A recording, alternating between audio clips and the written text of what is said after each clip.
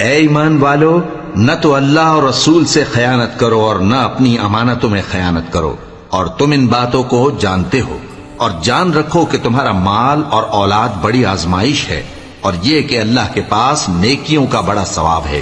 مومنو، اگر تم اللہ سے ڈرو گے تو وہ تمہارے لیے حق و باطل کا فرق ظاہر کر دے گا اور تمہارے گناہ مٹا دے گا اور تمہیں بخش دے گا، اور اللہ بڑے فضل والا ہے۔ اور اس وقت کو یاد کرو جب کافر لوگ تمہارے بارے میں چال چل رہے تھے کہ تم کو قید کر دیں یا جان سے مار دیں یا وطن سے نکال دیں، تو ادھر تو وہ چال چل رہے تھے اور ادھر اللہ تدبیر کر رہا تھا، اور اللہ بہترین تدبیر کرنے والا ہے۔